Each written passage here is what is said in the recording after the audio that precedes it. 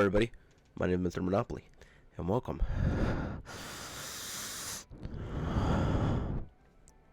to the Metaverse. Now, we are all back here, and we are experiencing one of the most monumental moments in history. That is right, ladies and gentlemen, it is the Bitcoin Spot ETF. It has just been approved by Gary Gensler. Yes, I guess, too much to read. You guys can do that on your own on the government website, but yeah, basically it's been approved. What does that mean for Bitcoin? Basically means that there's a Bitcoin Spot ETF, which means institutional investors like BlackRock, Vanguard, and all these other trillion-dollar companies can now start investing in these companies.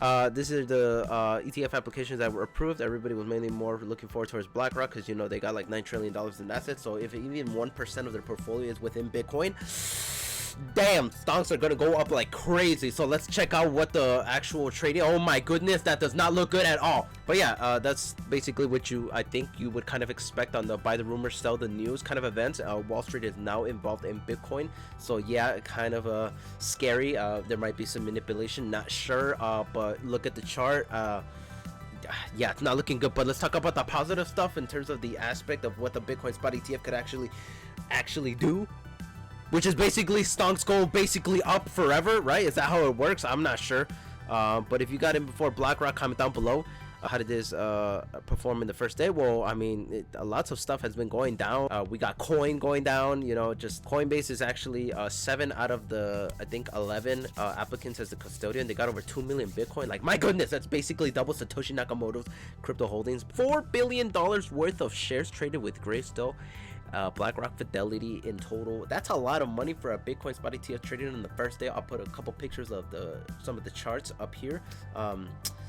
Yeah, not looking so juicy, but not worries. You know, this is kind of short term, long term, you know, stuff should. But anyways, some stuff that's been kind of on the controversy is Vanguard's actually been blocking people from buying Bitcoin ETFs for their clients, and it's because they said that it does not align with their beliefs in terms of investment strategies for their clients. Whatever that means, you know, I guess they're in charge.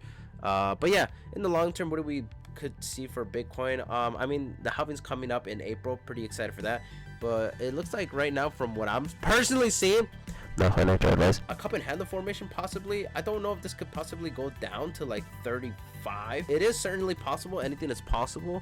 But yeah, basically everything as far as I'm seeing right now is just kind of like this resistance level at 45,000, trying to get that 50k, because once we see that above 50k, you know, we're straight to the moon, or that moon, not sure. In terms of what I believe in terms of for this year, just by itself for Bitcoin, previous all-time highs would be something that I would like to see. So $69,420 would be nice. But yeah, $70,000 to end the year would be my, you know, personal prediction. And then 2025 top, you know, very conservatively, I would say we gotta hit that 100k mark. I feel like it's just something that's on everybody's mind, but I feel like everybody's gonna sell, and then more institutional investors just gonna start pouring in, and then we might see above 100k. How high? I don't know. I don't got those answers. You kind of do that on your own. But personally, for me, I'm just kind of, as long as we hit that 100k, I'm happy. You know, anything above that will just be extra house money, extra juice. But yeah, that's basically what's been going on with the cryptocurrency markets going on this week, and we'll see how, you know, Bitcoin Spot ETFs are have been performing for the next week, and then, you know, we'll see once we get closer to the halving how much higher, you know, Bitcoin's price can go. But anyways, thank you all so much for watching. As always, make sure to check out the Twitter.